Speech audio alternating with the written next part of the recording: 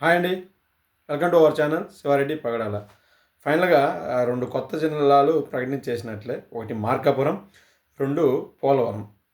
ఇవి 2 చూసుకుంటే వాటి యొక్క ఓకే. ఓకే. భౌగోళిక పరిస్థితులు వేరు కావచ్చు కానీ, వాటి యొక్క జనాల యొక్క జీవన పరిస్థితులు మాత్రం ఆల్మోస్ట్ 2 సేమ్ అని నేను అనను గానీ, చాలా దగ్గరగా ఉంటాయి. అది ఎలాగంటే చెప్తా విను. ఫస్టు అసలు ఒంగోలు జిల్లా అనేది ఎలా ఫామ్ అయింది? అక్కడ ఒంగోలు, పర్చూరు, అద్దంకి, చీరాల ఇవన్నీ ఒకప్పుడు నెల్లూరు డిస్టిక్‌లో ఉండేవి. మార్కాపురము, ఎర్రగొండపాలెము, గిద్దలూరు, కంభం ఇవన్నీ ఇటు కర్నూలు డిస్టిక్‌లో ఉండేవి. ఇటు దర్శి ఇంకా ఇటు పక్క కొన్ని ప్రాంతాలు వచ్చేసేసి గుంటూరు డిస్టిక్‌లో ఉండేవి. అప్పుడు ఏం చేశారు? ఆ! ప 1970 72 అనుకుంటా. టంగుటూరు ప్రకాశం పంతుల మీద ఒక జిల్లా పెట్టాలని అన్నిటికంటే వెనకాల అక్కడ ఆ నాలుగుటిని ఈ నాలుగుటిని ఈ నాలుగుటిని అంటే ఆడ కొంచెం తీసుకొని ఒక జిల్లా ఫామ్ చేసి దానికి టంగుటూరు ప్రకాశం పంతులు పేరు పెట్టి ప్రకాశం జిల్లా అని పెట్టారు. అవునా?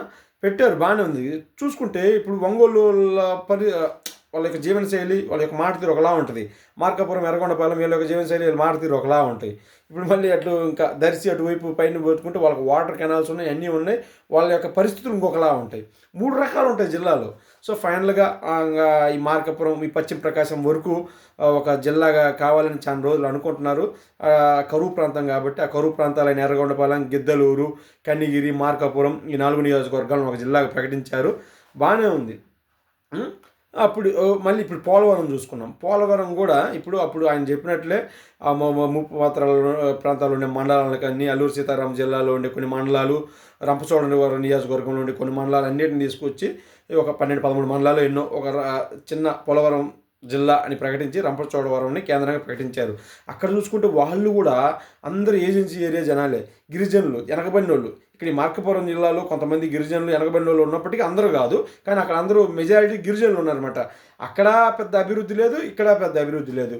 ఈ రెండింటినే ఎందుకు జిల్లాలుగా ఈ రకంగా అట్లా ఆ పరిస్థితులు ఉన్న ప్రాంతాలని మండలాలను జిల్లాలుగా ఎందుకు అనుకుంటే కేంద్ర ప్రభుత్వం మనకి ఏటా వెనకబడిన జిల్లాలకని నిధులు రిలీజ్ చేస్తుంటుంది. అప్పుడు రిలీజ్ చేసినప్పుడు సుమారు ఎంతో జిల్లాకు వచ్చేసి 350 కోట్లు, 400 కోట్లు అరౌండ్ ఓకే రిలీజ్ చేస్తుంటుంది. రిలీజ్ చేసినప్పుడు ఆ జిల్లాలో కొన్ని ప్రాంతాలని అభివృద్ధి చెందిన ప్రాంతాలు ఉన్నాయనుకో, కొన్ని మండలాలు దాన్ని వెనకబడిన జిల్లాగా ప్రకటించలేరు, దాన్ని కన్సిడర్ చేయలేరు. అందుకని ఓన్లీ వెనకబడిన మండలాలు మాత్రం పెట్టి 2 జిల్లాలను చేసి ఇప్పుడు వాళ్ళు తీసుకొచ్చే నిధులన్నింటినీ వీటికి ఇవ్వాలని వాళ్ళు అనుకుంటున్నారు. ఇస్తే బాగానే ఉంటుంది, కానీ వీళ్ళు వేరే ఆ నిధులు తీసుకొచ్చి వేరే వాటికి వాడి ఆ జిల్లాలను అల్లనే వదిలేస్తే మాత్రం చాలా దరిద్రంగా ఉంటుంది అన్నమాట పరిస్థితి. అర్థమైందా? ఎందుకంటే ఇక్కడ ఆ జిల్లాలో కానీ ఈ జిల్లాలో కానీ వైద్య సదుపాయాలు సరిగా లేవు. ఇక్కడ మార్కాపురంలో అయితే ఇంకా నీటి కరువు. ఎండాకాలం వచ్చిందంటే అబ్బో పాపం వాళ్ళ తిప్పలు మామూలు తిప్పలు కాదండి. నీళ్లు మనుషులకు ఉండవు, పశువులకు ఉండవు, ఎవరికి ఉండవు. అంతటి కరువు, రాళ్ళు, రప్పలు, కొండలు అన్నీ అట్లాంటి ప్రదేశాలు మెజారిటీ. ఇంకా లోపల చూస్తే కొండ ప్రాంతాలు ఉన్నాయి. వాళ్ళ నల్లమల్ల అటవీ ప్రాంతాలన్నీ సేమ్ అట్టనే పోలవరంలో కూడా అంతే ఉంటుంది. పెద్దగా అభివృద్ధి ఏం లేదు, అన్ని అటవీ ప్రాంతాలు, గిరిజన ప్రాంతాలు.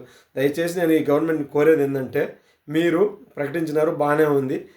దయచేసి జిల్లా చేసేసామని వదిలేయకుండా సమాంతరంగా అభివృద్ధి చేయండి అన్ని జిల్లాలకు తోడ్పాటు.